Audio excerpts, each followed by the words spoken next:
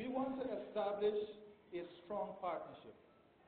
And that partnership must go beyond the government, beyond the banking and financial sector, and beyond the private developers. Whilst government must drive development, sometimes it takes a long time to get where we want to be. And we have seen a tremendous interest from private developers in developing private schemes. How do we harness this interest? A lot of times these developers come to us with overseas-backed financing. Now, if they can convince the financial service provider overseas that they have the collateral and capacity to back the loan here, I think that they can convince our local banks. It is just working together to find the best solution. And we can create all the jobs and all the incentives here for us to push this forward. So we have about 20 private developers now on our books.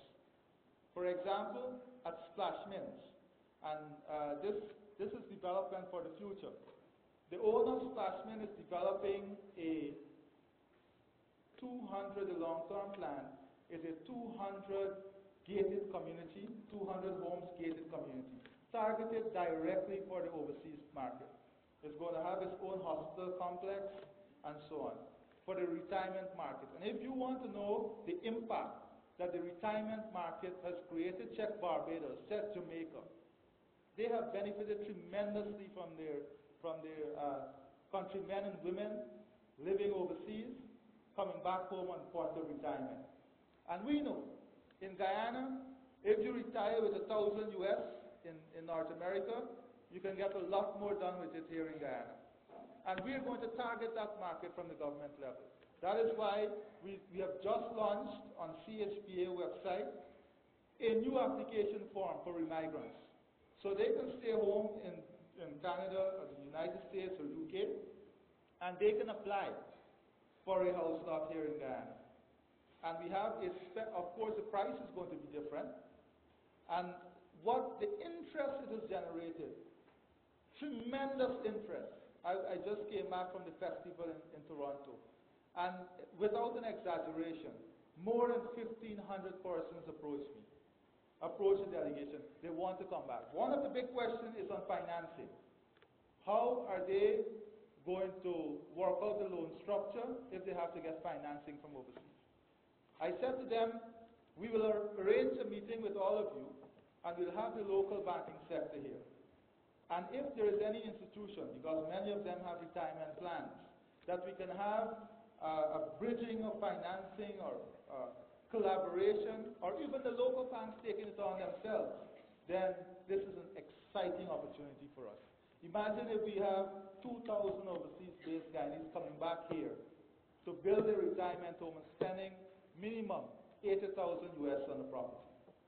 80,000 US. And the thing about construction is that it has a translatory effect throughout the economy. Construction benefits the economy at all levels, from the labor, material supply, interior decoration, furniture manufacturing. Everyone benefits from this. So this expo has the potential of commencing not a transformation, but commencing an opportunity for us. It opens up this opportunity for us to discuss the future of the construction sector, to formalize a strategy on how we're going to move forward, how we're going to make sure that we here in Guyana take the advantages that the sector has to offer and grow our own company. And more importantly, we have to demonstrate that we have the capacity and capability to enter any market. I have spoken, for example, to the director at BK International, and I told the director that they must enter other markets. They must bid, they must compete in Antigua, in Trinidad, and the opportunity is there, and we can compete. Look, for example, at the reconstruction of Haiti. If we could have done this before, come together and form medium-sized companies with the financial sector involved, the construction sector involved, and service provider, we could have gotten contracts.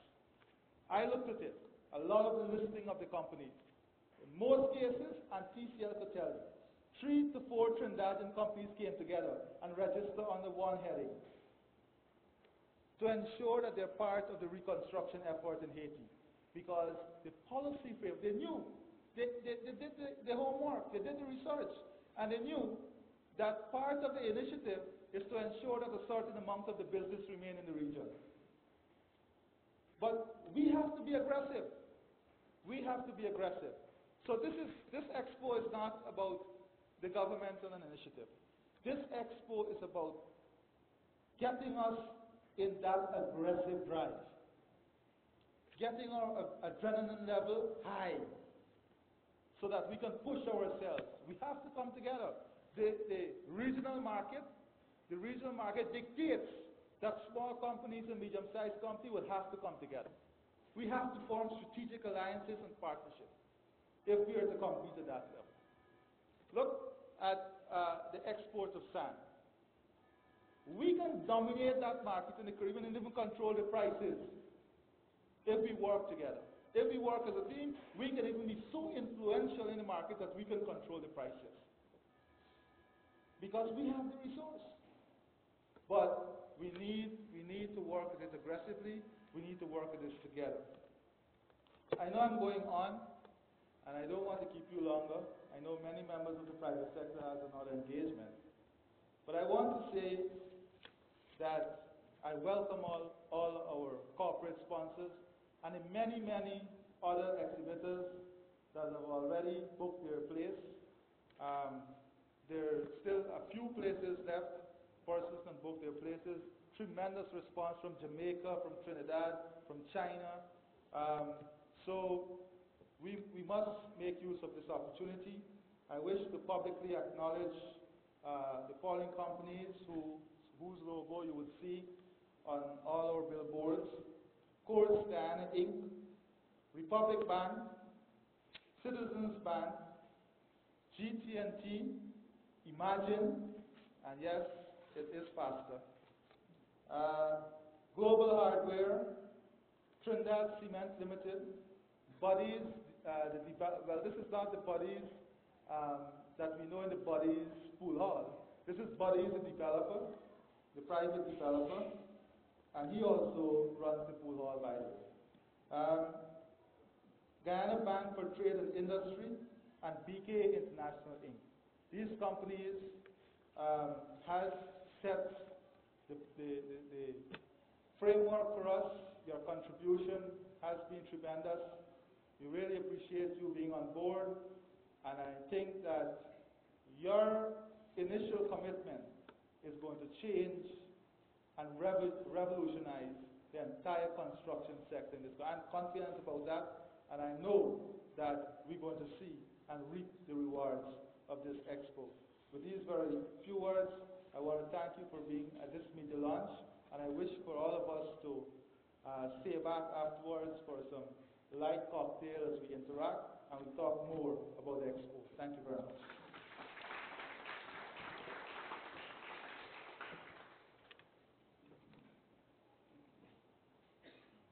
Thank you, Honorable Minister, for behind this wonderful initiative.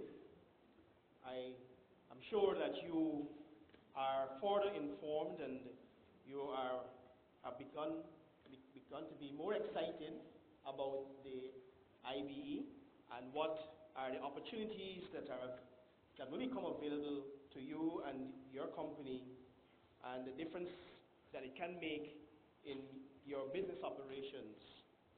At this time, I want to ask Ms. Pitt to come to the podium, and she will introduce to us the infomercial, the jingle that will be used during the International Building Expo. Ms. Pitt.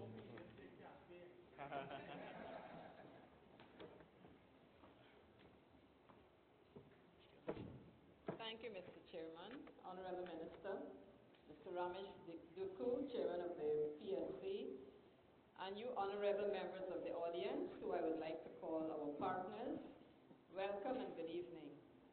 My duty this evening is very simple.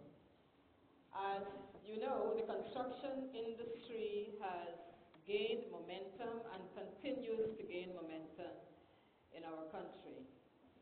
As we move towards the exposition, it is critical that we disseminate some information to the wider public out there to give them an understanding of what we're trying to do.